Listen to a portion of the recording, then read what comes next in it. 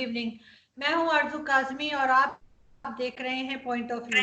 आज ही हम बात करेंगे जरा कारगिल वॉर की, जिसपे अब आज आपने देखा है कि सारा दिन जो है वो इंडियन मीडिया पे भी शोज होते रहे हैं, लेकिन ना हमने सोचा हम खुद भी इस पे बात करें और कुछ समझने की कोशिश करें कि आखिर ये कहाँ से शुरू हुई थी और क्यों शुरू हुई थी, और फिर उसके बाद ये आगे जाकर कहाँ पर खत्म हुई, और दोनों कंट्रीज पाकिस्तान और इंडिया इस बारे में क्या कहते हैं। सबसे पहले मेहमानों का तारुफ। हमें जी ज्वाइन किया है पाकिस्तान से ब्रिगेडियर सैयद नजीर साहब ने। आप डिफेंस एनालिस्ट हैं। और इंडिया से हमारे साथ हैं कर्नल शैलेंद्र सिंह। आप डिफेंस एक्सपर्ट हैं। बहुत शुक्रिया आप लोगों का कि आप लोग आए। Thank you so much. सबसे पहले ब्रिगेडियर साहब आपकी तरफ चलूंगी। सुना तो यही है कि पाकिस्तान ने शुरू किया था कारगिल वॉर, तो आप थोड़ा सा हमें बता सकेंगे जो हमारी नई जनरेशन है उसके लिए भी, कि ये आखिर क्या हुआ था और क्यों ये वॉर स्टार्ट हुई थी। जी बहुत शुक्रिया। अब मैं इसको वार तो नहीं कहता, ये जंग थी। ये एक छोटा कन्फ्लिक्ट था जिसको आप एक बैटल कह सकते हैं, एक लिमिटेड जोन में। और दोनों तरफ पर जो फौजें कमिटेड थी, पाकिस्तान की तरफ से तो ब्रिगेड से भी कम साइज फोर्स था, और जबकि इंडिया की तरफ से तकरीबन एक पूरा कोर था। और तकरीबन आप समझ ले कि 3000 से 30,000 का रेशो था। और दूसरी बात ये थी कि ये कारगिल के महाज पर हुआ था, और कारगिल के महाज के साथ जो एलआईसी है, ये इसकी शुरुआत जो थी, आप यूं समझ ले कि कारगिल ने कई दफा हाथ बदले हैं। और पाकिस्तान और इंडिया के दरमियान जो कश्मीर का तनाज़ा है, वो तो इनके दोनों मुल्कों की पैदाइश से है। और फिर इस पर जो इंडिया सिक्योरिटी कौंसिल गया और फिर वहां से करारदादें आई, लेकिन इसका कोई हल उसके करारदादों के मुताबिक नहीं निकला। अब ये इसके बाद 65 की भी जंग हुई, 48 की भी हुई है, और इसके अलावा ये कारगिल एक ऐसा ऑपरेशन था जो कि तकरीबन मई के शुरू में शुरू हुआ और जुलाई 26 को तकरीबन ख़त्म हो गया। ये तकरीबन 60 दिन या 3 महीने बनते हैं कम बेश। और इसमें पाकिस्तान की तरफ से जो हर बैटल के या हर उसके कन्फ्लिक्ट के कोई ऑब्जेक्टिव्स होते हैं, एम्स होते हैं, तो उसमें यह था कि इंडिया जो सियाचिन ग्लेशियर में यूनिलैटरली एक तरफा तौर पर उन्होंने उसको ऑक्युपाई किया है, जबकि वो डिमार्केटेड नहीं था। दूसरा जो इंजे पॉइंट से उसका जो वो जाता था रेफरेंस, उससे वो आगे बढ़े थे। और तीसरी बात ये थी कि उसके बाद कई दफा सियाचिन पर बात हुई, लेकिन इंडिया ने उसको डीमिलिटरलाइज करने से इनकार कर दिया। और तीसरी बात ये थी कि इस यूनिलेटरल एक्शन के तौर पर जो एलएफसी है उसमें ये टू एंड फ्रो मूवमेंट होते रहते हैं। और जो वो कारगिल था, तो यहाँ पर जो हाइट्स थे, वो इंडिया के जो फोर्सेस थी वो गर्मियों में उनको छोड़ देते थे, सर्दियों में चले जाते थे, ज्यादा स्केंटली ऑक्युपाइड होता था। तो पाकिस्तान के पहले तो हमारे जो इरेगुलर फोर्सेस थे या कुछ मुजाहिद थे, वो लोग गए थे। और उसके बाद जब इसमें तेजी आ गई दोनों तरफ से, तो फिर एनएलआईज वगैरह और बाकी ट्रूप्स भी कमिट हो गए। और वहां पर तकरीबन इनका जो लाइन ऑफ कम्युनिकेशन था या सप्लाई रूट था, जो सियाचिन और लेह को जाता था, उनको इंटरडिक्ट कर दिया, और वो हमारे फायरिंग रेंज में आ गया। और उस इंडिया को इस पूरे दौरान में कोई पता नहीं चलता। It was a great intelligence failure. लेकिन इसके बावजूद जो उन्होंने बाद में रिस्पॉन्स किया, it was very massive, it was disproportionate and it was an overkill. अब पाकिस्तान के या जो इनके अहदाफ क्या थे, अहदाफ ये थे तो या तो एक तो सियाचिन से इनको मजबूर किया जाए ताकि इसका एलएफसी काट कर ताकि वापस चले जाए, क्योंकि वहां पर दोनों मुल्कों का फजूल नुकसान हो रहा है। वेदर सबसे बड़ा दुश्मन है, और दोनों मुल्कों के लिए बेहतर ये इंसानी हुकूक के लिहाज से या अपने फौजों पर कम अज कम तरस खाते हुए या उनको ज़ाया न करते हुए, क्योंकि प्रेशियस कमोडिटी है, तो इससे वापस चाहे, लेकिन उनकी बेलिजरेंसी की वजह से वापस नहीं गए और फिर ये एक मौका था कि उसको काट दिया जाए। दूसरा ये था कि कश्मीर का जो इंतिफादा है उनको कुछ बूस्ट मिले और उनको कुछ मोराल अप हो। और तीसरी बात ये भी थी कि कश्मीर इंटरनेशनल तौर पर जो एक किस्म का दोबारा इसका मसला उजागर हो जाए और इंटरनेशनल अटेंशन को ये गेन कर सके। और चौथी बात ये है कि पॉलिटिकल लीडरशिप कमिट हो ताकि इस कन्फ्लिक्ट का जो नतीजा हो वो कश्मीर के हल को इसमें कुछ जल्दी ले आए या इसमें कुछ सीरियसनेस ले आए। तो ये उनके कुछ अहदाफ थे। बहरहाल जिस तरीके से इंडिया ने में रिस्पांस किया, ऑलमोस्ट उन्होंने अपनी नेवल फोर्स को भी रेड अलर्ट और इसके अलावा इनकी एयरफोर्स ने बाकायदा हिस्सा लिया। फिर मैं आपको बता दूंगा कि कितना इन्होंने फोर्स इस्तेमाल किया था और क्या उसके गेन्स थे दोनों तरफ पर, क्या नहीं थे। तो इस पर बात हो सकती, लेकिन जनरली जो मैं आपको बताना चाहता था वो ये था। और फिर बाद में इसकी डी एस्कलेशन हुई, अमेरिका दरमियान में पड़ गए और उसने दोनों मुल्कों के पॉलिटिकल लीडरशिप के दरमियान इसको डी एस्कलेट करके वापस अपनी पोजीशन पर दोनों की फौजें चली गई। तो ये इसका ओवरऑल ओवरव्यू था एक किस्म का। बिल्कुल ठीक। कर्नल साहब, आप तो इसका हिस्सा भी रहे हैं, कारगिल वॉर में आप थे, तो आप क्या कहते हैं? आपका कहना क्या है कि ये क्यों स्टार्ट हुई और कैसे, आपके तरफ का पॉइंट ऑफ व्यू भी प्लीज। नहीं, देखिए, इसमें मेरा कोई पॉइंट ऑफ व्यू नहीं है, ये चीजें बड़ी फैक्चुअली करेक्ट है। ठीक। मैं सिर्फ आपसे, आपके जरिए ब्रिगेडियर साहब से ये जरूर पूछना चाहूंगा कि कारगिल ऑपरेशन कर जैसा सर बोल रहे हैं कि जंग करी, इस जंग को कर पाकिस्तान को क्या फायदा हो? मेरे हिसाब से कोई फायदा नहीं है। सही। अगर कोई स्ट्रेटेजिक एम होता, कोई विजन होता, मेरे समझ में आता। जैसे एक एग्जांपल दे रहा हूं, चाहे गलत है सही है वो हम बाद में डिस्कस कर सकते हैं, कि अगर इंडिया एम कर रहा है कि हम पीओके लेकर रहेंगे, तो चलिए एक कहीं कहीं एक स्ट्रेटेजिक एम दिखाई दे रहा है आपको, विजन दिखाई दे रहा है। मुझे नहीं लगता कि कारगिल में किसी भी तरह का कोई भी स्ट्रेटेजिक एम या विजन शायद पाकिस्तान ने रखा, सिवाय इसके कि मुशर्रफ की एक बहुत पुरानी सोच थी बदले की, जो उसने कोशिश जरूर करी, और वो थी साइचिन ग्लेशियर के अगेंस्ट। एक कमांडर इस तरह की सोच रख जरूर सकता है, लेकिन जब वो इतने बड़े ओहदे पर पहुंच जाए तो उसकी सोच बड़ी होनी चाहिए।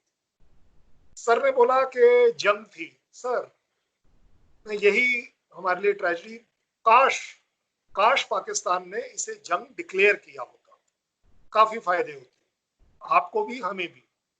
आपको शायद फायदे ये होते कि आप भी फोर्स लेवल बढ़ा पाते, हमें भी फायदा होता कि हम एयरफोर्स इस्तेमाल कर पाते।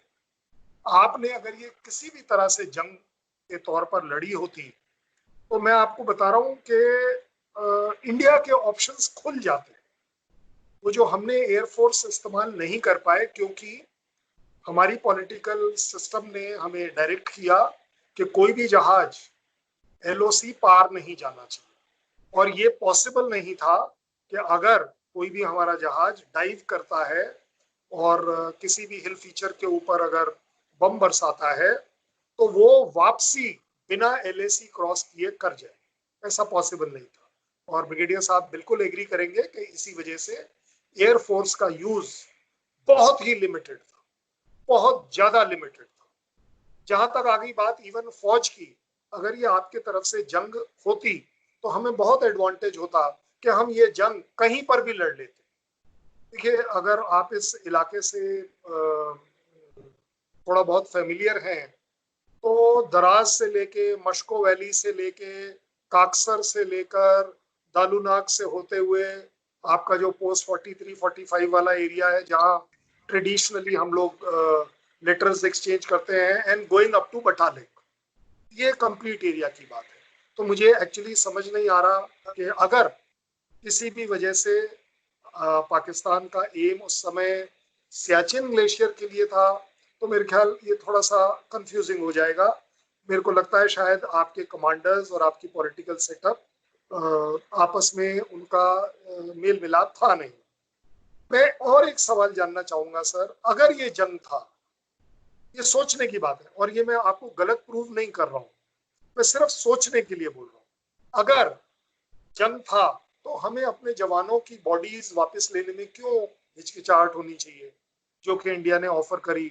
आपके कर्नल मुस्तफा साहब थे, जो अकेले आदमी थे, जिस इंसान ने अकेले ये एक्सेप्ट किया, और हमारे ब्रिगेडियर बाजवा साहब थे जो 192 ब्रिगेड जो इसमें इन्वॉल्व थी 25 तारीख की रात वाले टारगेट्स में, और इसी वजह से 26 की सुबेरे जब वो फीचर जीत लिया गया आखिरी, तो हमने एक तरह से कारगिल दिवस इसलिए 26 को मनाते हैं। लेकिन मुस्तफा साहब को जब पूछा गया, उन्होंने जब ऑफर किया कि मैं अपने जवानों की बॉडीज वापस लेना चाहता हूँ, तो ब्रिगेडियर बाजवा साहब ने उनसे पूछा था कि भाई मैं आप पर कैसे विश्वास करूं। तो मुस्तफा साहब का बड़ा बढ़िया जवाब था कि ये पठान की जबान है, और इस वजह से हमारे ब्रिगेडियर बाजवा ने कहा कि ठीक है, तो ये एक सरदार की जबान है कि अगर आपने मांगे हैं तो मैं अपनी गवर्नमेंट को मना लूंगा, अपने सीनियर्स को मना लूंगा, और आपको बॉडीज और प्रिजनर ऑफ वॉर वापस दिए जाएंगे। और बड़ी अच्छी बात है कि कहाँ एक हमारे पास गलत एग्जाम्पल था कि पाकिस्तान आर्मी ने अपने नॉर्दर्न लाइट इन्फेंट्री और बाकी लोगों को ओन अप नहीं किया, बट कम से कम एक कमांडिंग ऑफिसर ने अपने डेड बॉडीज और अपने प्रिजनर ऑफ वॉर वापस लिए। सो अगर ये जंग होती तो सर मुझे लगता है, देखिए इंडिया ने भी तो माना कि हमारी 1962 में चाइना से हार हो गई, हालांकि चाइना वाज द इन्वेडर। अब कहने के लिए तो हम इसको भी आगे पीछे, देखिए सच छुपता नहीं। सो इसी तरह से अगर ये जंग होती तो ये बात बननी चाहिए थी। जहां तक साहब का कहना है कि तकरीबन एक कोर लेवल की फौज इस्तेमाल हुई है, तो सर ये आपको बड़े अच्छे से मालूम है कि ये एक सिर्फ डिवीजन के लेवल की फोर्स इस्तेमाल हुई थी, और मैं उसका पार्ट था, इसलिए मैं कह पा रहा हूँ। इनफैक्ट इनिशियली मैं आपको बता रहा हूँ, और आज हम इस सच को बोल सकते हैं, हमने कभी नहीं सोचा था कि एक्चुअली ये रेगुलर फोर्सेस होंगे। जब हमें दराज से खबर आई थी, मस्को वैली से खबर आई थी, तो ये आई थी कि कुछ हाइट्स पर कुछ टेररिस्ट आ गए हैं। और बाय द वे ये वाली एक थ्रेट आज मुझे याद है 1991 और 92 में भी थी मस्को वैली में। मैं गया हूं उस डिप्लॉयमेंट में उस समय, इसलिए मैं ये कह पा रहा हूँ, अदरवाइज शायद ये बात रिकॉर्ड पर ना रहे। और उस समय 91-92 में भी जब बोला गया था कि इस रास्ते से टेररिस्ट आएंगे, कोई आया नहीं था, और हमारा जो डिप्लॉयमेंट था वो तकरीबन 1 महीने रहा, और उसके बाद हम विड्रॉ कर गए।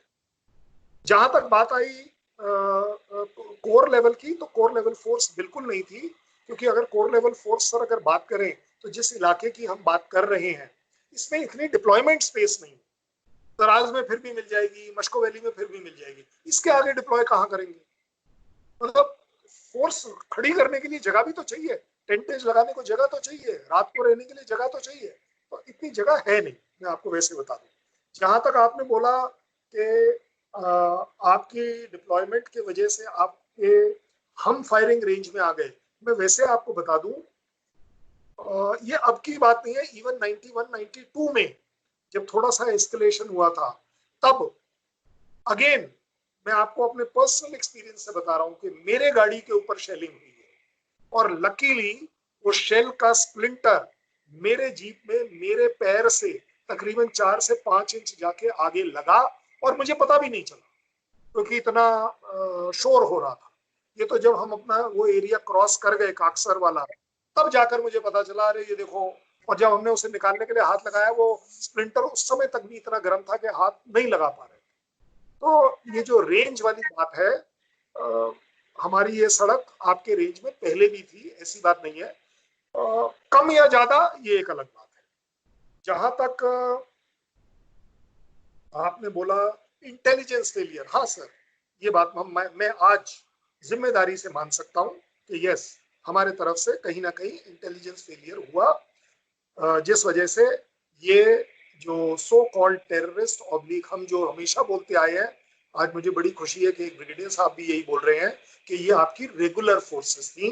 इन रेगुलर फोर्सेस को आपने बाद में एक्नॉलेज भी किया, बट सिर्फ उनकी बॉडीज लेते समय शायद हिचकिचाहट रही, क्योंकि आपके मिलिट्री और पॉलिटिकल सिस्टम के बीच में ये डिबेट हो गई कि क्या फौजी इन्वॉल्व थे या नहीं थे।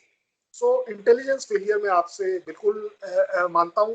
आपने एक और कहा कि इंटरनेशनल अटेंशन ड्रॉ करने के लिए, देखिए मेरे ख्याल इंटरनेशनल अटेंशन ड्रॉ जरूर हुई, अनफॉर्चुनेटली वो आपके ही अपने सबसे बड़े मित्र यूनाइटेड स्टेट्स ऑफ अमेरिका ने ही आपको डिसोन कर दिया और आपको इस चीज में सपोर्ट नहीं किया। तो जो चीजें आप करने वाले थे वो हुई नहीं।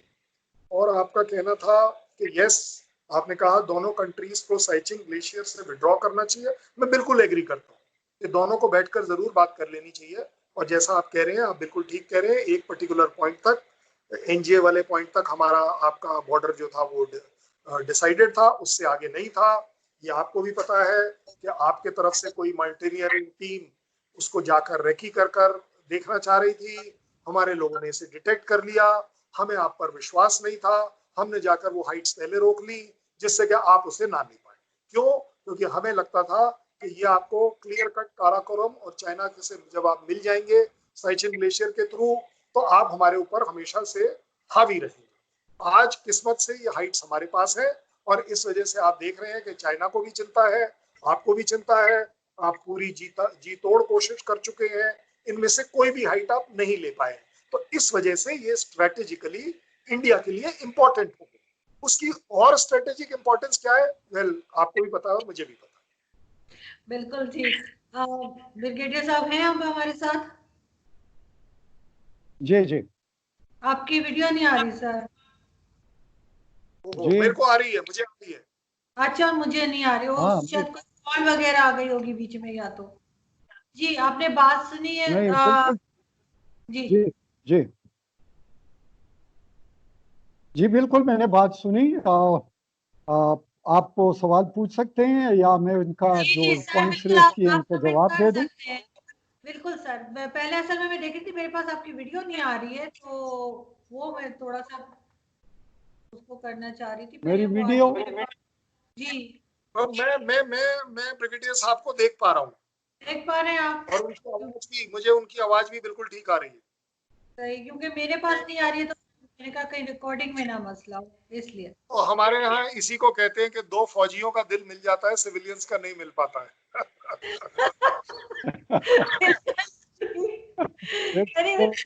ब्रिगेडियर सर, आप रिप्लाई कर सकते हैं। आप क्या कहेंगे? आप एग्री करेंगे कर्नल साहब से? जी, वो फौजी एग्री भी करते हैं, डिसएग्री भी करते हैं, क्योंकि फौजी फौजी होता है। दूसरी बात ये है कि मैं दो तीन चीजें जो इस मौके पर मेरे ख्याल में कि फायदा उठाते हुए जरा क्लियर करते हैं। और वो ये है कि आज जो हमारी जो दोपहर को डिबेट हुई थी, तो वो कोई बड़ी तुंद-तीस थी, उसमें रेटरिक ज्यादा था, उसमें एक बूस्ट था, उसमें मैटर कम था और उसमें चीख चिल्लाना ज्यादा था। और लेकिन मैं ये जरा क्लियर करना चाहता हूँ कि देख लो, कश्मीर एक डिस्प्यूटेड एरिया है और ये मेरे आप जो दोस्त थे शरिंदर साहब भी जानते हैं। अब इस पर एलआरसी भी हुई है, इस पर लाइन ऑफ सीज फायर भी हुआ है, इसके बाद कंप्रिहेंसिव डायलॉग हुए हैं, कंपोजिट डायलॉग हुए हैं, बहुत ज्यादा इंटरनेशनल तौर पर भी हुए।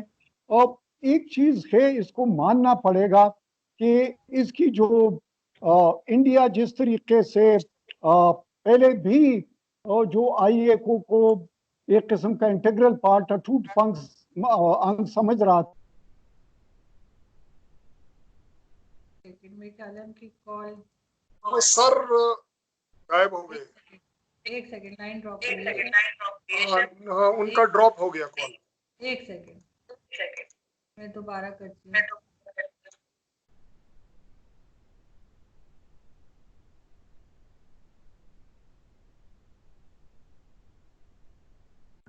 हेलो। जी जी जी हाँ, मेरी अब आवाज? जी, अब आ रही है। बहुत शुक्रिया। जी जी जहाँ तक वो कारगिल वार का ताल्लुक है, तो कारगिल वार देखो, मैं पहले कहता शायद कर्नल साहब ने उसको सही नहीं समझा। मैंने कहा ये जंग नहीं थी, ये एक छोटा सॉरी। कॉन्फ्लिक्ट था और ये एक बैटल था एक लिमिटेड जोन में।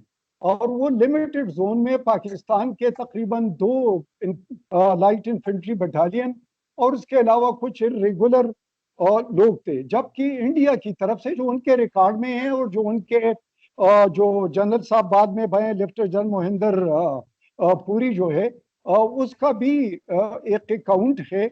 और इसके अलावा इनकी जो कारगिल रिव्यू रिपोर्ट था उसको भी मैंने पूरा पढ़ा हुआ है। तो इन सब चीजों को देखकर तो खुद जो हमारे सामने मिलिट्री के लेसन सामने आते हैं उसको मैं डिस्कस करूंगा। वही क्योंकि अब तो हम हाइंड साइड में इसको देख रहे हैं। और असल में बात ये है कि जंग के वाकई कुछ अहदाफ होते हैं, उसके कुछ ऑब्जेक्टिव्स होते हैं, उसके कुछ गोल्स होते हैं। इसके भी जो मैंने बताया तो ये लिमिटेड गोल्स थे। हाँ, इस लिमिटेड गोल्स को हम लिमिटेड कंटेस्ट में देख रहे थे, लेकिन जिस तरीके से इंडिया का रिस्पांस आया और वो तकरीबन फुल फ्लेज वार की तरफ जाना था। और क्योंकि जो इंटेलिजेंस इंफॉर्मेशन मिली, फिर हमारे दोस्तों की वजह से भी कुछ इंफॉर्मेशन हमें मिल गई कि शायद कुछ स्ट्रेटेजिक एसेट्स को भी मूव किया जा रहा है। दूसरी बात यह है कि उनका नेवी, एयरफोर्स और एयरफोर्स ने तो एक्टिव पार्ट लिया, नेवी को अलर्ट किया गया था। और आर्मी के तकरीबन ये कहते हैं कि कोर नहीं था, लेकिन आप अब भी विकिपीडिया को देख ले, इंडिपेंडेंट सोर्सेज को देख ले, तो 20,000 से 25,000 ट्रूप्स इंडिया की बताते हैं। फिर जो रिपोर्ट है या जो महेंद्र पुरी का जो जनरल साहब का जो अकाउंट है उसमें कहते हैं कि इन्फेंट्री 11 इन्फेंट्री बटालियंस और इन 11 इन्फेंट्री बटालियन को डेकोरेट भी किया गया है। और इसके अलावा तकरीबन 300 सिर्फ आर्टिलरी पीसेस थे। 300 आर्टिलरी पीसेस एक कोर्स लेवल से भी ज्यादा हो जाता है। जो मैं फिक्स एंड फिगर की बात करता हूँ, कर्नल साहब इसको खूब समझते हैं। तीसरी बात ये है कि जो एयरफोर्स इस्तेमाल हुआ, इनके 11 स्क्वाड्रन्स इस्तेमाल हुए, जिसमें हर किस्म का जो इनके पास वेपन अवेलेबल था और इसके अलावा जो एयरक्राफ्ट अवेलेबल थे उन सबको इन्होंने भरपूर तरीके से इस्तेमाल किया। जो आर्टिलरी पीसेस इस्तेमाल हुए, इन्होंने तकरीबन इस दौरान 5 मई से लेकर और तकरीबन 26 जुलाई तक और 2,50,000 आर्टिलरी शेल्स इस्तेमाल किए। और वो मेरे ख्याल में कि 3 शेल्स पर सेकंड के हिसाब से उनका या इससे ज्यादा आ जाता है। और तीसरी बात मैं ये कहना चाहता हूँ कि इन्होंने जो स्टेट ऑफ द आर्ट या जो स्टैंड ऑफ डिस्टेंस से जो हथियार इस्तेमाल करते थे उनके एयरफोर्स रिकी मिशंस में, और इसके अलावा जब अपना वेपनरी डिलीवर करते थे और तो वो अपने साइड से करते। ठीक है, it was a difficult proposition कि LFC को क्रॉस न करे। और इनके जो 2 एयरक्राफ्ट और इसके अलावा हेलीकॉप्टर की कैजुअलिटीज बने थे। और कैजुअलिटीज जाहिर है कि जो अटैकिंग फोर्स होता है उसकी तरफ से ज्यादा होती है। और इनके जो अटैक्स आए थे वो वेव आफ्टर वेव आए थे। और मैं इनको दाद देता हूं कि इनके इन्फेंट्री ने जिस तरीके से अटैक वेव आफ्टर वेव किया और उस टफ टेरेन में, and the way they fought, really it was the cutting edge of their soldiers and their junior officer. And same goes to Pakistan, कि पाकिस्तान के जो फोर्सेस थे उसमें जो स्पेशली कर्नल शेर खान, कैप्टन कर्नल शेर खान और जो हवलदार लालिक और इसके अलावा जो लाइट इन्फेंट्री थी, the way they fought one after one, every evening उसका जब रोल कॉल होता था तो there used to be a depletion. लेकिन उस डिप्लीशन के बावजूद उन्होंने काउंटर अटैक्स भी किए, उन्होंने डिफेंस भी लिया, उन्होंने कैजुअलिटीज भी इन्फ्लिक्ट कर ली, and they fought for every inch, and they were with the purple hearts, I suppose के द वे दे फॉट। और इनको रिकॉग्नाइज भी किया इंडिया ने, स्पेशली जो साइटेशन लिखी गई कैप्टन कर्नल शेर खान की। और तो इस लिहाज से मैं जो कहता हूँ कि जूनियर लेवल पर दोनों फौजें जिस तरीके से लड़ी, तो मेरे ख्याल में कि प्रोफेशनल सोल्जर इस तरीके से लड़ते हैं। लेकिन जहां तक प्लानिंग की बात है तो इंडिया ने भी ब्लंडर्स किए, पाकिस्तान की तरफ से भी ब्लंडर हुए। और उनकी ब्लंडर ये थी कि बोथ और दे रिएक्टेड, लेकिन पाकिस्तान ने रिस्ट्रेंट दिखा दिया, क्योंकि जब इनकी इतनी बड़ी आर्टिलरी इधर कमिट हो चुकी थी तो फिर अगर फुल फ्लेज वार होती तो मेरे ख्याल में इनके मैदान जो थे, स्पेशली आपके जो पंजाब जोन है या जो आपका साउथ ऑफ सतलुज है, वहां पर इनके पास आर्टिलरी का पहुंचना बड़ा मुश्किल था। दूसरी बात थी कि इनकी एयर यहाँ पर ऑलमोस्ट, इनके जो आर्टिलरी थे उनके जो फर्स्ट बैरल थे वो तो खत्म हो चुके थे, दूसरे जो बैरल थे स्पेयर वो भी तकरीबन हाफ लाइन से आगे निकल चुके थे। और फिर जो ये एक बाइंग स्प्री पर गए थे इंटरनेशनल मार्केट में, और इन्होंने 250 करोड़ के रुपए के मुख्तलिफ इक्विपमेंट लेने शुरू कर दिए। यहाँ तक कि इनके पास बूट्स भी नहीं थे कि वहां ट्रुप्स को सप्लाई करते। तो जाहिर है कि आर्ट्स तो इन पर बहुत ज्यादा थे, लेकिन पाकिस्तान ने इस रिस्ट्रेंट को, क्योंकि एक 62 में पाकिस्तान में रिस्ट्रेंट दिखाया था कि जब चाइना की तरफ से इनको मार पड़ रही थी, और तो उस वक्त पाकिस्तान ने इससे फायदा नहीं उठाया। और फिर दूसरा ये कारगिल कहता कि जब इन्होंने अपने सारे एसेट इधर कमिट कर दिए थे तो फिर पाकिस्तान ने उसका फायदा दूसरे महाजों पर नहीं लिया। और तीसरी बात यह कि पाकिस्तान ने कुछ खोया नहीं। कैजुअल्टीज इनके हमारे तकरीबन 3 से ज्यादा, ये मुझे एग्री करेंगे कि जाहिर है अटैकिंग फोर्स के कैजुअल्टीज ज्यादा होती है। दो इनके पास हमारा एयरफोर्स नहीं था, वरना इनके जो बोफर गन्स थे वो व्हील टू व्हील लगे हुए थे, ये इनकी रिपोर्ट थी। और वो एक नेपाम बम से या एक साल्टी से उनका धुआं उड़ जाता। लेकिन हमने रिस्ट्रेन, इनके जो आर्टिलरी डम्प्स थे वो बिल्कुल हमारे सामने थे, उसको हम उड़ा सकते थे, और ये बगैर मेरे ख्याल में क्या अपाहिज बन जाते। लेकिन ये मेरे ख्याल में रिस्ट्रेंट जो दिखाया गया वो ये था कि इस महाज के साथ ताल्लुक था, और मुझे समझ नहीं आती, अगर मैं होता तो शायद इतना रिस्ट्रेंट न दिखाता। लेकिन बहरहाल ये हायर अप्स की बात थी, उन्होंने क्यों दिखाया, हायर पिक्चर में या हायर डायरेक्शन में, फार में उनको नजर आता होगा। लेकिन मैं ये समझता हूँ कि ये जो वार हुई थी, it was very intense as far as the ground was concerned, and our troops fought under the entire odds of artillery barrage and that of the air and their reconnaissance and their sorties and their everything. But we gave a good account of our valor, and they also gave their account. बिल्कुल जी colonel साहब। आरजू जी देखिए, ऐसा है, आपको मैं एक बड़ा आपके 10-20 सेकंड फालतू लूंगा। आज हम इसी पर बात कर रहे थे और मैंने अपने बेटे और बेटी से कहा कि कारगिल वॉर पर डिस्कशन हो रहे हैं। आज हमने 4-5 जगह करे हैं, और जायज बात है, like a good Indian citizen मैं भी चाहता हूं कि मेरे बच्चों को कारगिल वॉर में इंडिया ने क्या किया वो जरूर पता हो, और क्या अच्छा किया। तो उसमें कहीं ना कहीं आप भी मानेंगे इंसानियत है इसमें, कि जरूरी बात है कि मुझे ये बताना पड़ा कि चलिए जी हमने पाकिस्तान को हराया। तो मेरे बच्चों का सवाल था, बड़ा अच्छा सवाल था, और उन्होंने मेरे से पूछा तो हराया तो क्या हो गया, वो इंसान नहीं है? मैंने कहा भाई ये बात तो ठीक है कि वो बिल्कुल इंसान है। तो बोले पापा ये हार जीत क्या है? भाई ठीक है, उन्होंने कुछ किया, आपने कुछ किया, अब इसमें आपको बढ़ चढ़कर अपने सीने पर मेडल दिखाने की क्या जरूरत है? क्योंकि आज हमारे यहाँ जब वॉर मेमोरियल पे जाते हैं, ब्रिगेडियर साहब जानते हैं इस बात को, कि हम अपने मेडल्स लगाकर वॉर मेमोरियल पे होमेज पे करने जाते हैं। और मेरे केस में क्योंकि मैं सेकंड जनरेशन हूँ तो मैं अपने फादर के भी लगाता हूँ, जो हमारे यहाँ अलाउड है।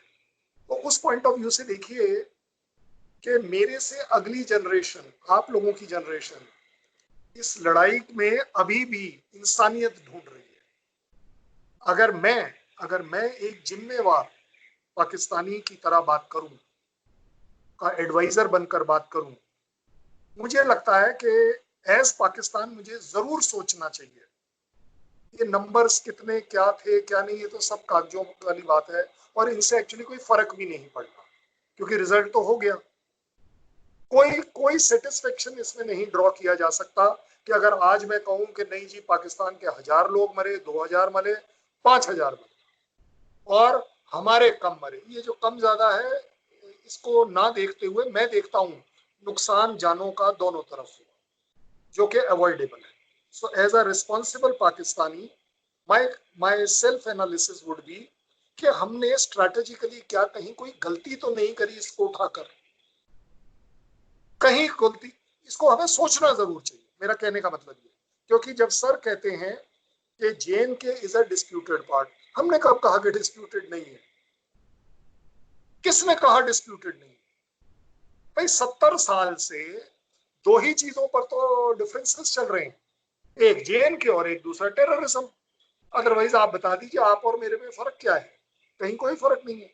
और ये एक फौजी बोल रहा है जो उसी सांभा, वो उसी कारगिल के LAC पर जब फायरिंग कर रहा था तो वो फायरिंग आपकी तरफ जा रही है। लेकिन फिर भी मैं आज बड़ी जिम्मेदारी से कह रहा हूं कि it is a disputed place, 70 साल से डिस्प्यूटेड। जहां तक उनका कहना है कि हमने उसे अपना इंटीग्रल पार्ट डिक्लेयर कर लिया, सर ऐसा है, बड़ी सिंपल सा तरीका है। 50, 60, 70 साल कोशिश करी कि बातचीत के जरिए कुछ हो जाए, कुछ हुआ ही नहीं।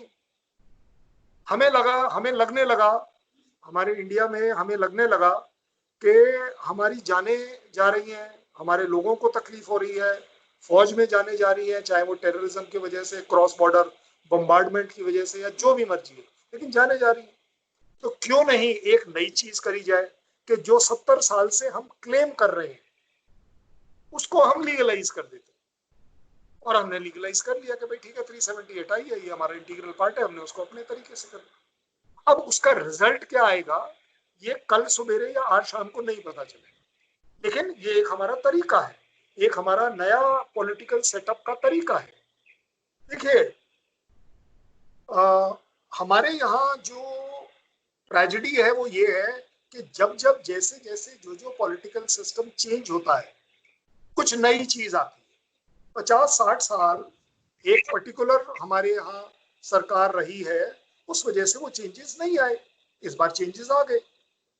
मैं अगर एज अ पाकिस्तान को एडवाइस करूं तो वो ये जरूर देखे कि कहीं कोई कारगिल वाले इशू में कोई मिसकैलकुलेशन तो नहीं हो गई, कि हमने कुछ सोचा था, कुछ कैलकुलेट किया होगा। क्योंकि देखिए जैसा, और बाय द वे ब्रिगेडियर साहब के लिए मेरी सॉरी है कि अगर उन्होंने कहा था कि ये जंग नहीं थी, मैंने गलती से ये सुन लिया कि वो जंग थी, इसलिए मेरा वो ऑब्जेक्शन था कि पाकिस्तान ने कभी ओन अप नहीं किया कि वो जंग थी। आई एम वेरी सॉरी अगर मैंने आपको गलत समझ लिया। जहां तक बात है मिसकैलकुलेशन की, तो ये जरूर सोचना चाहिए कि कहाँ गलत हुई, हमने क्या अचीव किया। आपने हिंदुस्तान के 2 सैनिक मारे या 200 मारे, आपको क्या फायदा हो? तीसरी बात, क्या हमें नहीं लगता कि हमारा मिलिट्री और पॉलिटिकल डिवाइड पाकिस्तान का बड़ा ओपन हो गया? क्योंकि नवाज शरीफ ने कह दिया जी मुझे तो बताया ही नहीं, ये इन्होंने अपने आप कर लिया। तो ये अपने आप में एक जो ट्रेडिशनल पाकिस्तान की ट्रेजेडी रही है कि डिक्टेटरशिप वर्सेस डेमोक्रेसी, ये जरूर हमें देखना चाहिए कि ये डिवाइड और ज्यादा वाइड हो गया है और बहुत ज्यादा ओपन हो गया है। जहां तक डिप्लोमेसी का सवाल है, डोंट यू थिंक कि this was a diplomatic nightmare for Pakistan? सोचा था कि शायद USA खड़ा हो जाएगा साथ, वो पड़ गई बात उल्टी। अब उसे हैंडल करने के लिए आपको मालूम है कितनी एम्बैरेसमेंट रही होगी उस गवर्नमेंट में, या फॉर दैट मैटर उस आर्मी के लिए। USA का जो सपोर्ट, जिसके ऊपर आप आंख बंद करके पिछले 50 साल से सोचे हुए बैठे थे, आपके सामने आ गया कि है क्या मामला। आज आप ही की कंट्री के इंटेलेक्चुअल और एक्सपर्ट्स हमें एडवाइस कर रहे हैं कि भाई USA पर विश्वास मत करिए क्योंकि ये हमें 50 साल बाद भी धोखा दे गया है। जी नहीं, वर्ल्ड पॉलिटिक्स में चीजें वहां ठीक होती है जहां ठीक हो रही होती है, जहां चीजें गलत होती है, मानिए मेरी बात, चाहे वो हिंदुस्तान और USA का रिलेशन है। देखिए USA हिंदुस्तान के रिलेशन में S-400 डिस्प्यूट में आया ना, ऐसा तो नहीं है कि नहीं आया। आज की तारीख में पाकिस्तान बोल रहा है कि ईरान वाले जो रेल प्रोजेक्ट है उसमें डिस्प्यूट में आ गए, वगैरह वगैरह। तो देखिए ये जो इंटरनेशनल कन्वीनियंसेस हैं कंट्रीज की, ये सब अपने आप को सेटिस्फाई करते हैं। तो इस वजह से आपके लिए तकलीफ हो गई कि तब से आपने और USA ने आपके ऊपर विश्वास करना बंद कर दिया, आपके बीच की खाई बढ़ती चली गई।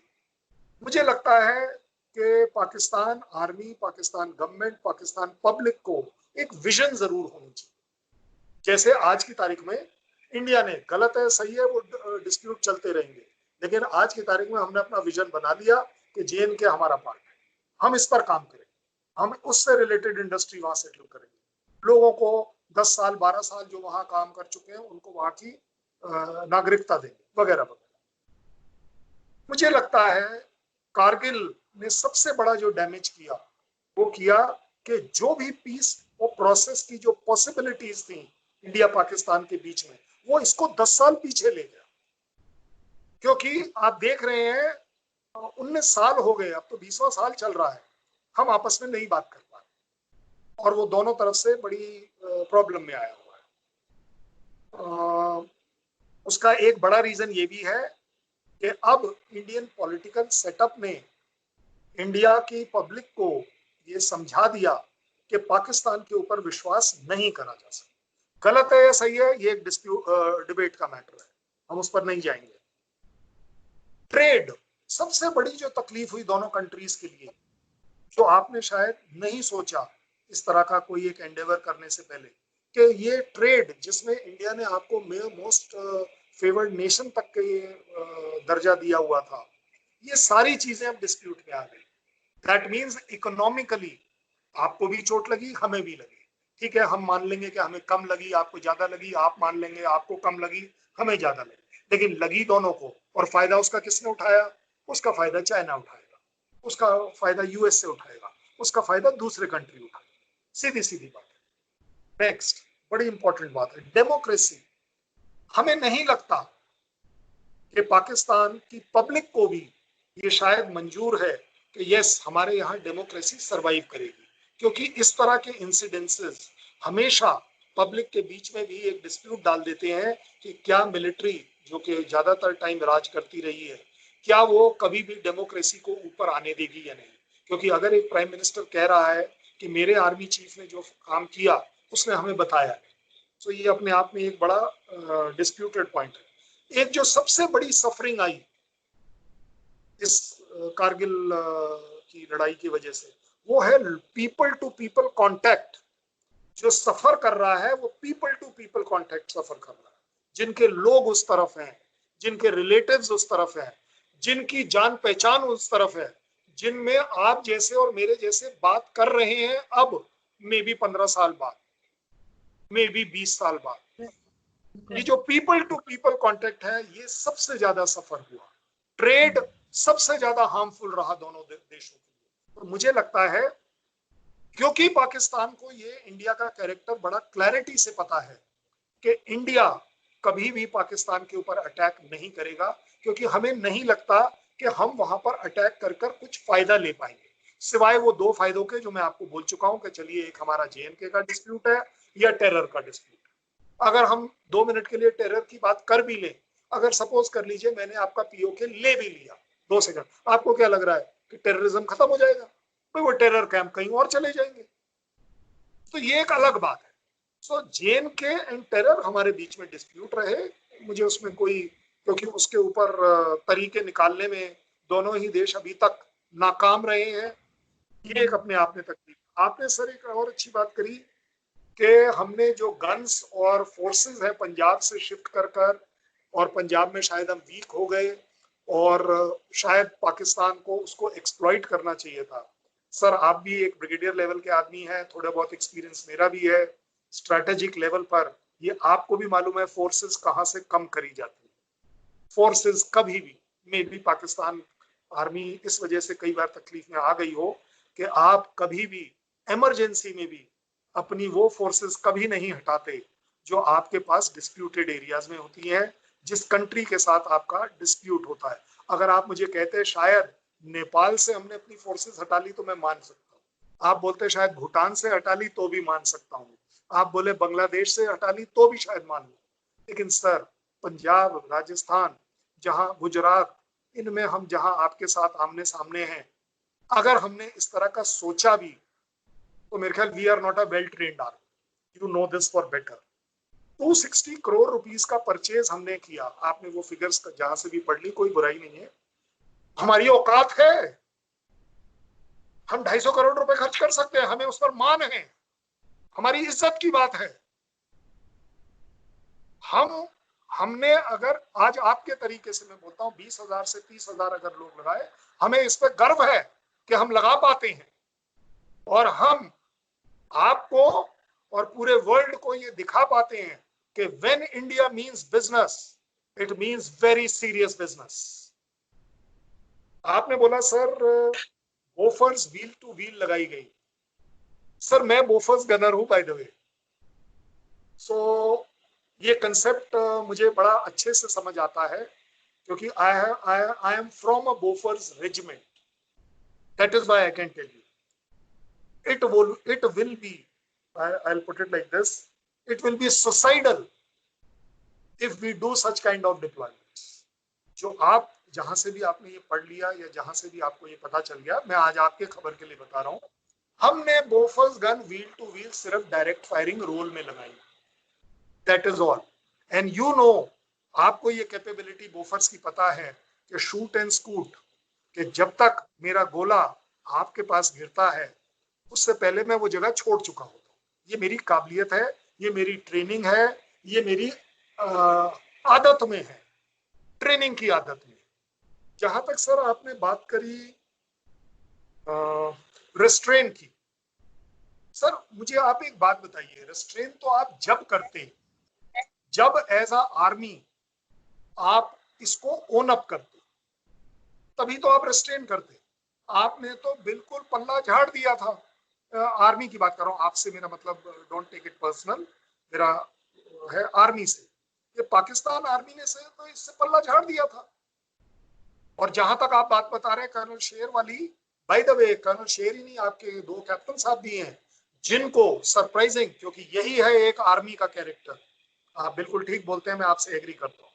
हम एज आर्मी पीपल बिल्कुल एग्री करते हैं इस बात पे कि अगर किसी जवान ने, किसी अफसर ने अगर बहादुरी दिखाई है तो उसको क्यों नहीं आप रिकॉग्नाइज करें। तो आपके यहाँ कई अवार्ड्स इस वजह से मिले कि उसे इंडियन आर्मी ने लाउड किया कि आपके इस आदमी ने बहुत अच्छा लड़ाई में योगदान दिया। एक अलग बात है कि समय की नाजुकता थी, समय की कमजोरी थी, कैरेक्टर पाकिस्तान आर्मी का उस समय क्वेश्चन मार्क पर था कि आपने ये सब ओनअप नहीं किया। अदरवाइज काफी जवान ऐसे रहे होंगे, काफी अफसर ऐसे रहे होंगे जिन्होंने बड़ी शानदार अपने तरीके से काम किया, लेकिन आपने उनको धकेल दिया टेररिस्ट के कैटेगरी में, जिस वजह से मुझे लगता है this was very insulting for them, it should have never been done. और दैट इज इट।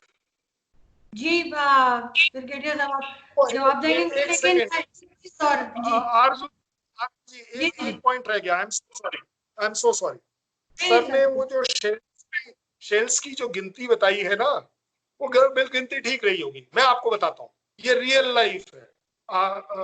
शायद ब्रिगेडियर साहब अगर आर्टिलरी के होते तो उनको एकदम से समझ आ जाता, बट जनरली सबको पता होता है। आर्टिलरी में फायर डिसिप्लिन बड़ा तगड़ा होता है कि अगर मैंने बोला 2 राउंड गन फायर तो वो गन सिर्फ 2 राउंड फायर करेगी। यस, कारगिल में 3 भी राउंड फायर हुए, ऐसा नहीं है कि नहीं हुए, क्योंकि उस समय वो जो खून का उबाल था वो इतना ज्यादा था कि जब मैंने देख भी लिया कि गन ने 2 के बजाय 3 राउंड फायर किए हैं, तो नंबर 1 को हमने जरूर सवाल किया, तूने 3 क्यों किए? बोले साहब ये एक मेरी तरफ से था। हालांकि अगर मैं फायर डिसिप्लिन और डिसिप्लिन के हिसाब से चलूं तो उस आदमी का उस बात पर कोर्ट मार्शल हो सकता है, उसकी फित्ती उतर सकती है। सो वो जो गन्स का जो एमिनेशन का जो नंबर्स है, वो नंबर्स इसीलिए बढ़ा था क्योंकि बढ़ चढ़ के फायरिंग करी जा रही थी। क्योंकि जब हम क्रेस्ट पहाड़ी के जिन पर फायर कर रहे थे, तो जब क्रेस्ट मिस करते हैं तो एवरेज देखा जाता है कि 10 में से 2 या 3 राउंड ही क्रेस्ट में पकड़े जाते हैं। इस वजह से आपको एक्स्ट्रा फायर करना पड़ता है। इस सारे के सारे ऑपरेशंस के बीच में आपका कहना है कि हमारे एयरफोर्स ने पार्ट लिया, मैंने तो बोला आपको पार्ट लिया, लेकिन मैंने क्या बोला, वो खुलकर पार्ट नहीं ले पाए क्योंकि हमारे ऊपर ये रिकॉर्ड पर है, आपके और हमारे दोनों रिकॉर्ड पर है। अदरवाइज आपको भी मालूम है पाकिस्तान एयरफोर्स और पाकिस्तान आर्मी ये कभी टॉलरेट नहीं करती कि यस इंडिया के हवाई जहाज आपके एयर स्पेस में आए और टर्न कर कर वापस चले जाएं, हिल फीचर्स के ऊपर बमबारी करें और वापस आ जाए। आई डोंट थिंक आप इतने रेस्ट्रेन या इतने मैग्नानिमस कभी भी हो सकते हैं। हमारे यहाँ जो सबसे बड़ी तकलीफ आई वो आई नेवी को, क्योंकि नेवी ने बड़ा हमारे साथ रोना किया कि they felt left out, because they thought कि अगर हम कंट्रीब्यूट क्यों नहीं कर पाए इस लड़ाई में, दे वर द ओनली वन जिनको हम चांस नहीं दे पाए कि यस आप अपनी बहादुरी दिखा पाए। बिल्कुल ठीक। जी ब्रिगेडियर साहब आप रिप्लाई करेंगे, लेकिन उससे पहले एक चीज आप प्लीज क्लियर कर दिया हमारे व्यूवर्स के लिए कि पाकिस्तान ये वॉर जीता था, कारगिल में जीता था या पाकिस्तान हारा था, क्योंकि या कुछ भी नहीं हुआ था, दोनों जो है दोनों कंट्रीज ने खुद ही बैकआउट कर गए थे, क्या हुआ था, क्योंकि लोग काफी कंफ्यूज हैं इसमें। देख लो, वार को हम फुटबॉल गेम के तौर पर नहीं लेते कि कितने कितने गोल किए। वार के अपने ऑब्जेक्टिव्स होते हैं, डिफेंडर के अपने होते हैं, जो वो स्ट्राइक करता है उसके अलग होते हैं। फिर जब मैच पड़ता है तो उसके बाद वो कहते हैं वार is a game of blunder, जो ज्यादा ब्लंडर कमिट करता है वो हार जाता है या वो पीछे चला जाता है। तो बात ये है कि जो इसके जो ऑब्जेक्टिव्स थे, जो लिमिटेड एम के थे, लेकिन वो लिमिटेड एम के ऑब्जेक्टिव इनिशियली तो हासिल हुए पाकिस्तान को, लेकिन जिस तरीके से इंडिया का रिस्पांस आया मासिव, जो कि पाकिस्तान के प्लानर उस वक्त उन्होंने विजुअलाइज नहीं किया था या उनके रिस्पांस कैलकुलेशन से ज्यादा था, और वो वाकई बाद में पता भी चला कि वो बहुत ज्यादा था। जिस तरह मैंने बताया कि 11 एयर स्क्वाड्रन उन्होंने कमिट किए, इसके अलावा इन्होंने ऑलमोस्ट एक 4 साइज फोर्स, और मैंने जो आर्टिलरी पीसेस भी आपको बताए कि 300 से ज्यादा, और फिर स्ट्रेट ऑफ द आर्ट जो बोफर गन्स थे, जो पहले इनका एक स्कैंडल भी बना था, राजीव साहब ने अपने इलेक्शन भी हारा उसका रिश्वत या उस स्कैंडल की वजह से। और ये बोफर गन अगर वहां पर रिश्वत से आए थे, किक बैक से आए थे, लेकिन मैं कहता हूं कि कारगिल में उन्होंने डिलीवर किया।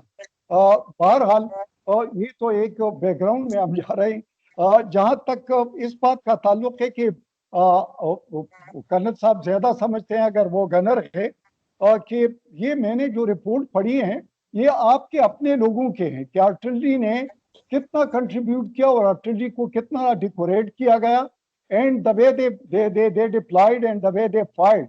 और वो कहते हैं कि इसमें पूरे दिन रात में 24/7 में कोई सेकंड कोई मिनट इस तरह नहीं गुजरा जबकि फायर इन्होंने नहीं किया हो।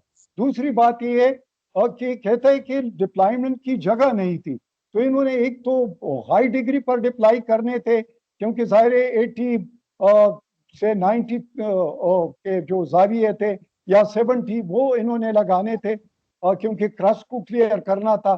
तो ये टेक्निकल चीजें हैं जो कि हमने भी पढ़ी है, इन्होंने भी देखे होंगे, और इसमें इस किस्म की चीजें होती है। लेकिन इन्होंने ये क्यों किया?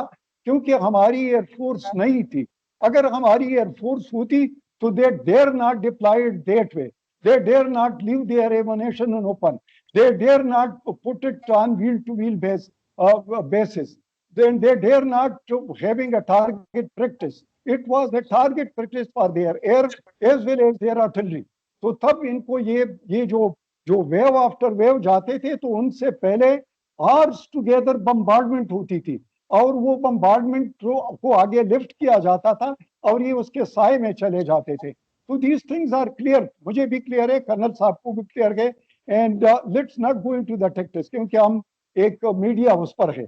लेकिन जहां तक दूसरी बात की ये पंजाब से मैं ये कहना चाहता हूं कि फौज आपका जो फॉरवर्ड पोजीशन है वो नहीं लड़की, आपका जो डेप्थ होता है, और डेप्थ में जो आप जो आपने एस्केलेशन मुख्तलिफ मौकों पर किया हुआ है, और वहां पर जो हमारे इंटेलिजेंस रिपोर्ट होता है, जब आपका ईस्ट कमांड आगे बढ़ना शुरू हो जाता है और आपके ट्रेनें चलती है तो हमें पता चलता है कि आप मोबालाइज कर रहे हैं। और वो किस लिए कर रहे हैं? क्योंकि जाहिर है कि आपने रिजर्व भी रखने होते हैं, और उस रिजर्व के वो बेसिस पर उसके जो टाइम एंड स्पेस डायमेंशन होता है उसके मुताबिक आप उसको लॉन्च करते हैं। तो जाहिर है कि हमारे यहाँ तो इंटीरियर लाइन पर हम ऑपरेट करते हैं, तो हमारे पास टाइम एंड स्पेस का ज्यादा इशू नहीं है, वो आपका इशू है, इसलिए कोर्ट स्ट्रेटेजी पर आप लोग चले गए हैं। लेकिन ये बात हो सकती थी क्या अगर हम उधर एस्केलेट करते तो वहां पर आपने आपके क्रस्ट को हमने तोड़ना था और फिर आपके डिप पर जाना था। और फिर जब आप इनको गन्स को मूव करते इन ग्रुप्स थे या आपकी कंसंट्रेशन थी, that would have been late in the time and space dimension. बहरहाल ये तो एक अलग इशू है। जहां तक आपने पॉलिटिकल लीडरशिप और डिक्टेटरशिप की बात की है, तो मेरे ख्याल में कि डिक्टेटरशिप की मैं कोई उसका दिफा नहीं करना चाहता। और political government by any means बेहतर होती है, उसकी डिप्लोमेटिक अप्रोच भी बेहतर होता है और उसके क्रेडेंशियल भी होते हैं और इसके एक्सेप्टेबिलिटी फैक्टर भी बहुत होता है।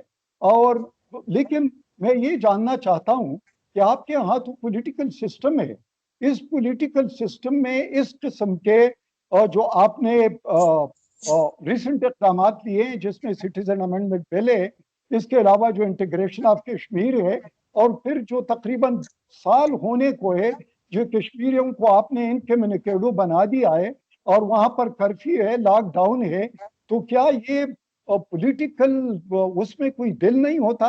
क्या वहां पर जो आप डेमोग्राफिक कम्प्लेक्शन को चेंज कर रहे हैं, फिर ये जो फॉरवर्ड पॉलिसी थी आप और गलवान वैली में, वहां पर जिस तरीके से आप लड़े और फिर जिस तरीके से चाइना ने 35,000 किलोमीटर और कभी कहते थे इतना इन्होंने काबू कर लिया या उनको घेर लिया, और तो ये चीजें क्या एक पॉलिटिकल लीडरशिप इस किस्म की, नेहरू की फॉरवर्ड पॉलिसी थी, फेल की, वो भी पॉलिटिकल लीडर था। अब मोदी साहब है, उसकी फॉरवर्ड पॉलिसी थी, that is again he has got a bloody nose. और आपके 62 वाली थी, उसमें अगेन हमने रेस्टोरेंट दिखा दिया।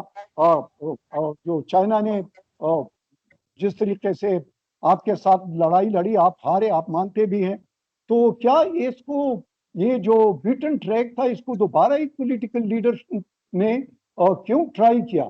मेरे ख्याल में क्या पॉलिटिकल एक्यूमेन नहीं था, या आपके जो मिलिट्री लीडरशिप है जो बात करते हैं गिलगित की, बलूचिस्तान की, इसके अलावा कश्मीर की और इन सारी चीजों की बात करते हुए 2.5 फ्रंट और फिर 102 न्यूक्लियर ओवरहैंग, ये सारी चीजें ये तो बड़ी बचकाना है। तो ये एक पॉलिटिकल लीडरशिप पावर जहां पर मिलिट्री लीडरशिप क्या एक पेज पर नहीं है, या एक दूसरे से बड़े हुए हैं कि वो जो हिंदुत्व का या जो साफरान चावनिज्म है, या इसके अलावा जो आपके जो आरएसएस है, और फिर क्या इस किस्म की सोच आ चुकी है? और तो ये इसको भी देखना चाहिए। अगली बात ये है कि इंसानियत, हाँ इंसानियत एक नारा था कश्मीरी के बारे में, लेकिन हम वो इंसानियत को देख रहे हैं कि वहां पर जो आपके गुण गाने वाले, आपका साइड लेने वाले, वो पॉलिटिकल लीडरशिप भी अब भी वो जेलों में बंद है, जिसमें महबूबा मुफ्ती साहबा है, इसके अलावा उमर अब्दुल्ला साहब है, इसके अलावा बाकी है।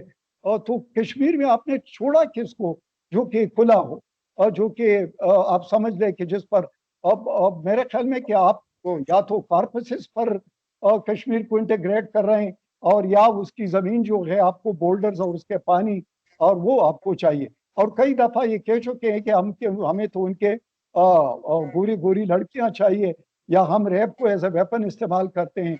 और फिर उस दिन आपका जो जनरल बख्शी था चीख रहा था मीडिया पर कि किस किस्म की फौज है और जो कोई मुक्कों से लड़ती है, किधर है तुम्हारा हथियार? तो ये सारी सोचे क्या ये पॉलिटिकल डिस्पेंसेशन में, और उसके साथ इतनी बड़ी फिर आपका जो वो भी है, सबको समझ नहीं आ रही है।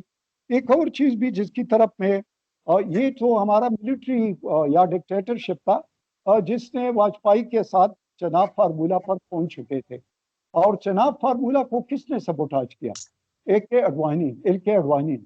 और रात टाइम पर जब उसकी मॉर्निंग में ब्रेकफास्ट ब्रीफिंग हुई, उसके बाद आपका पूरा जो प्लान जो जितना एग्री कर गए थे सब आगे छोड़ दिया और फिर उल्टे पांव चले गए। वरना कोई न कोई हल तो निकल आता। और तो मौके तो आए हैं, लेकिन उन मौकों को आपने भी गुनवाया है और पॉलिटिकल जो सोल्यूशन था उसको सेबोटाज किया है। कुछ और चीजें भी आपने कह दी हैं। जहां सियाचिन की बात है, अगर इंसानियत इतनी अजीज है, अपनी ट्रूप्स की लाइफ इतनी अजीज है, तो उसको सब जीरो टेम्परेचर में या उनको -50 में क्यों मरवाते हो, क्यों डिमिलिटराइज नहीं करते? क्योंकि वहां पर तो न कोई मेन्योर हो सकता है, न कोई किस्म किस्म की गेम्स हो सकती है, न कोई आप ट्रुप्स बिल्डअप या वो कर सकते हैं, न वहां पर कोई ब्लेड ऑफ ग्रास भी वहां नहीं नहीं उगती, न वहां पर कोई ट्रेड का कॉरिडोर है। तो क्यों इसको डिमिलिटराइज नहीं करते? अगर इतना आपको इंसानियत का या आपको अपने ट्रुप्स के उसका ज्यादा फिक्र है जी तो ये चंद चाहते जी। जी जी जी कर्नल साहब, लास्ट कमेंट्स आपकी तरफ से, आप रिप्लाई करेंगे? जी जी जी, बिल्कुल बिल्कुल बिल्कुल बिल्कुल बिल्कुल बढ़िया, बिल्कुल बढ़िया। मैंने सारे पॉइंट्स नोट कर लिए हैं। देखिए, जहां तक पॉलिटिकल लीडरशिप का सवाल है, साहब का सवाल है कि सीए, इंटीग्रेशन, 1 साल लॉकडाउन, ये बिल्कुल अलग टॉपिक है। मेरे ख्याल हम इस पर एक बार अलग से बात कर सकते हैं। इस पर अगर हम समय लगाएंगे तो ये अपने आप में बड़ा लंबा चौड़ा टॉपिक है। जहां तक आपने वाला कि डेमोग्राफिक चेंज कर रहे हैं, ये भी उसी का पार्ट है, हम अलग से बात कर सकते हैं। आपका जो सवाल है आरजू जी, सवाल का जवाब जरूर आना चाहिए। आपने बोला हार या जीत, मैं बिल्कुल एग्री करता हूं ब्रिगेडियर साहब से कि yes, this is never by the number of ball crossing the goal post. हमें ये नहीं गिनना होता है। उनका बिल्कुल सही है। और ये मैंने बोला कि स्ट्रैटेजिक विजन, स्ट्रैटेजिक एम वो आपने नहीं रखा कारगिल के लिए, हमने रखा। हमने बड़े क्लैरिटी के साथ रखा और डिक्लेयर किया।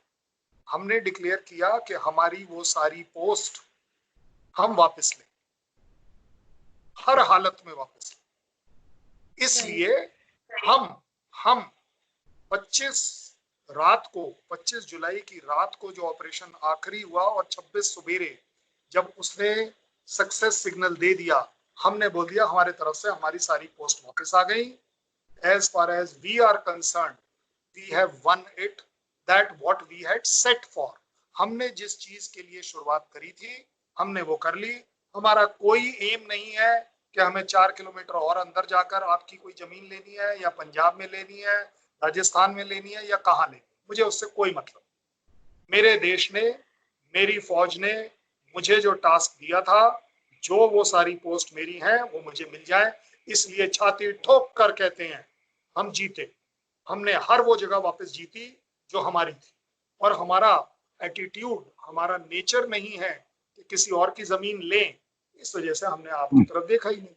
सो हमारे लिए ये जीत इसलिए सेलिब्रेट करी जाती है। आपके सवाल का जो स्पेसिफिक जवाब है वो ये है।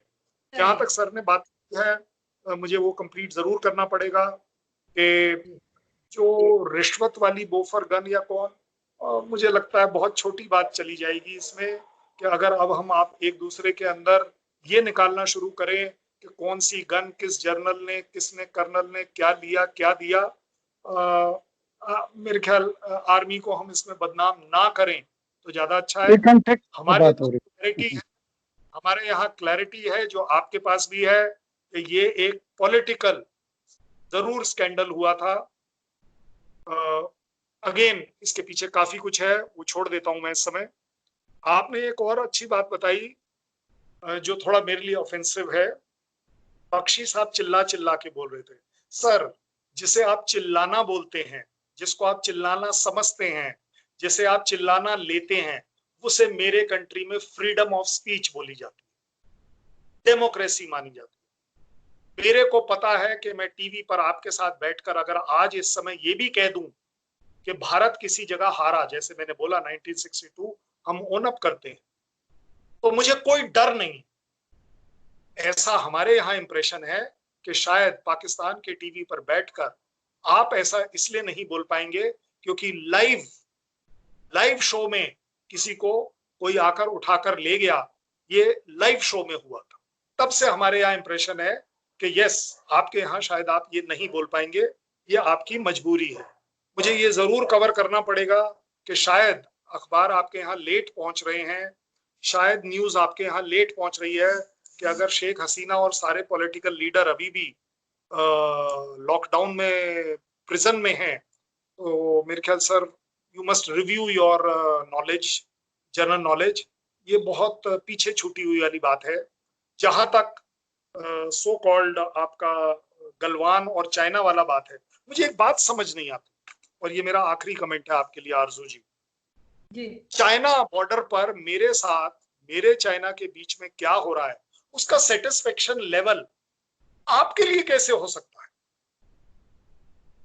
भाई आपका सेटिस्फेक्शन लेवल आज की डिबेट में कारगिल पर होना चाहिए कि यस ठीक है, हमने कोशिश करी, हम नहीं सक्सेसफुल हो पाए, कोई बड़ी बात नहीं। ऐसे 4 बार और भी कोशिश करी है, नहीं हो पाए, कोई बात नहीं, doesn't make a difference, those are separate topic. But China Pakistan border Ladakh में क्या हो रहा है, गलवान में क्या हो रहा है, उसका सेटिस्फेक्शन लेवल पाकिस्तान क्यों मांगे? क्या फायदा होगा? क्या आप चाइना की तरफ से आकर लड़ने को तैयार है? या आपको भी मालूम है नहीं है। कोई कंट्री किसी दूसरी कंट्री के लिए नहीं लड़ता। आपकी मजबूरी हो सकती है कि चलिए इकोनॉमिक प्रेशर की वजह से थोड़ी बहुत फोर्स की मूवमेंट आप दिखाएं करें, आप लड़ेंगे नहीं, ये मेरी गारंटी ले लीजिए। आप गलवान PP14 पर आकर कभी नहीं लड़ेंगे, ये मेरा चैलेंज है। और सर ने एक बड़ा अच्छा इस्तेमाल किया था वर्ड, आपने सर 4-5 बार बोला वी डेयर। सर डेयर तो तब करेंगे ना जब आपने अपनी सो कॉल्ड वो 1 या 2 बटालियन जैसा आप अभी मान रहे हैं, वो जो 1 या 2 बटालियन है उसको तो आपने ओन अप किया नहीं। You dare not own up the Kargil conflict as a proper conflict between the two countries. आप वो एयरफोर्स तो जब लाते, और जो आप बोल रहे हैं कि आप हमारे बोफर्स का डिप्लॉयमेंट ऐसे होने देते या नहीं होने देते, देखिए सर ये तो वो वाली बात है कि सूत ना जुलाहा और आप लट्ठे पर लट्ठा अपने धोती कुर्ते पजामे सारे बना ले रहे हैं। वो सर धागा तो होगा तभी तो आपकी एयरफोर्स का जो जौहर है वो दिखेगा तो जब ना, जब आप उन 2 पलटनों को तो आप एक्सेप्ट नहीं कर रहे। ये मैं आपको ब्लेम नहीं कर रहा, मैं पाकिस्तान को ब्लेम कर रहा हूँ। So there is no point. कर मैं तो अभी आपको थोड़ी देर पहले कहा कि हमारी तो नेवी फेल्ट बैड, यार हमें तो आपने चांस ही नहीं दिया।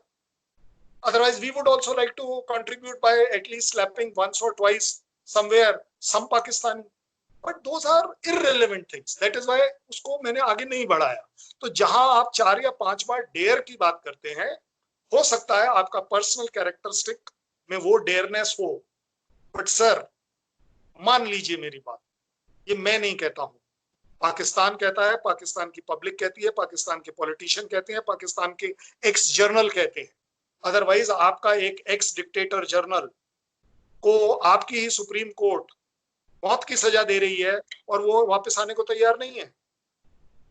ये है डेयरनेस का लेवल एक चीफ का। और मैं कहता हूं, हम गर्व से कहते हैं कि चीफ, हमारा चीफ जो बोलता है वो मेरी फौज को दिखलाता है। अगर आपके चीफ का ये कैरेक्टर है तो आई एम वेरी सॉरी कि जिस पाकिस्तान फोर्स को मैं रिस्पेक्ट करना चाहूंगा वो स्कोप नहीं मिल रहा मुझे कि आप जो जिस डेयर की बात कर रहे हैं कि आपका एयरफोर्स डेयर कर लेता, आपकी बोफर्स गन के ऊपर आपको डेयर कर लेते। सर आप ये थ्योरेटिकल बातें कर रहे हैं। हमने तो जो डेयर वाली बात है वो आपको कारगिल में कर दिखाई है ऑन ग्राउंड। मैं ये नहीं कह रहा कि आप उसको जीत या हार मिले, मैंने अभी भी इसीलिए डिस्क्राइब कर दिया। हमारे लिए जीत सिर्फ इतनी थी कि हमने अपनी पोस्ट आपसे वापस ली। हमने कहीं जहां आप वो विस्तारवाद की बात आप कर रहे हैं, वो विस्तारवाद आपके दोस्त चाइना का हो सकता है, हमारा नहीं है। अदरवाइज ये आपको भी मालूम है 3,500 किलोमीटर में कहां कहां रोक लोगे।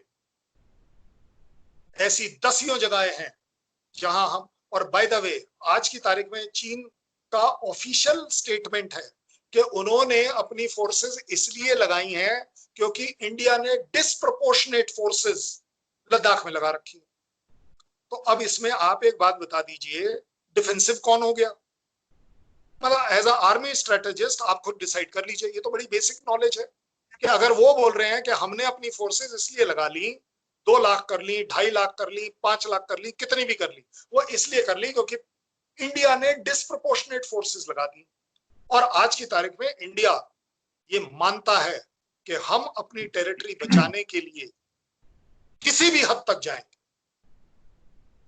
लेकिन सर मैं थोड़ा सा इसको कॉम्पैक्ट करना चाहूंगी, लेकिन आई होप कि आगे हम इस तरह की चीजें हमें देखने को ना मिले, चाहे जिसकी भी गलती है, चाहे पाकिस्तान की है या इंडिया की है। हम यही चाहेंगे कि आइंदा जो नेक्स्ट जनरेशन आए हमारी, वो बैठ के अपना दोस्ती की बात करे, आने जाने की बात करे, पीपल टू पीपल कांटेक्ट, और इस तरह की चीजें ना हो कि आप कहें कि हमने कब्जा कर लिया था, आपने छुड़ाया, या हम कहें कि आपने किसी जगह गलत किया है और हमें जाके सही करना पड़ा। इसकी कुछ उम्मीद नजर आए तो अच्छा रहेगा दोनों कंट्रीज के लिए। आप और मैं बात कर रहे हैं, इससे बड़ी और उम्मीद क्या है? एक ब्रिगेडियर साहब और एक कर्नल साहब आपस में बात कर रहे हैं कि अगर अगर कहा जाए कि अगर हम जानी दुश्मन है तो आपस में बात कैसे कर रहे हैं? हम जानी दुश्मन नहीं है, बिल्कुल, ये आप भी समझते हैं, मैं भी समझता हूं। इसीलिए मैंने कहा कि हमारे बीच में कोई और डिस्प्यूट नहीं है सिवाय दो के। अब ठीक है, वो डिस्प्यूट अपने आप में इतना बड़ा है कि वो तकलीफ दे रहा है। उसको आपके यहाँ मिलिट्री छोड़ने को तैयार नहीं है, कभी लोग बोल देते हैं आईएसआई छोड़ने को तैयार नहीं है, हमारे तरफ से हम बोल देते हैं पॉलिटिशियन छोड़ने को तैयार नहीं है, वगैरह वगैरह। लेकिन जो डिस्प्यूट के अलावा जो 80 से 90% आपके और हमारे बीच में सोशली अच्छी चीजें हैं, हम उसे ना छोड़ें, उसे डेवलप करें। मेरे ख्याल आज की तारीख में वो ज्यादा जरूरी है। बिल्कुल जी ठीक। बहुत शुक्रिया आप दोनों का कि आप लोग ने ज्वाइन किया। जी जी एक मिनट। जी जी अब जी मैं सर, सिर्फ, मैंने जो चीन की बात की, लद्दाख की बात की, तो मैंने पॉलिटिकल लीडरशिप के कंटेक्स्ट में की कि आपके यहाँ तो पॉलिटिकल लीडरशिप है, वो क्यों नहीं सोचता जंगों के बारे में? फॉरवर्ड पॉलिसी उनकी है। और दूसरी बात जो मैं ये कहना चाहता था कि अगर हमारे यहाँ एक डिक्टेटर था और उसने अगर एक कॉन्स्टिट्यूशन को एब्रोगेट किया है या जो भी है, तो उस पर मुकदमा भी, और वो उस पर हमारी अदालतें हैं जिन्होंने एक मुकदमा चलाया। तो ये नहीं है कि एवरीबॉडी इज मतलब है कि स्कॉट फ्री। यहाँ पर भी निज़ाम है और उस निज़ाम के तहत ये मुल्क चल रहा है, एक आइन है। बहुत शुक्रिया। बहुत शुक्रिया। Thank you so much. Thank you, thank you. जय हिंद। Thank you sir, thank you.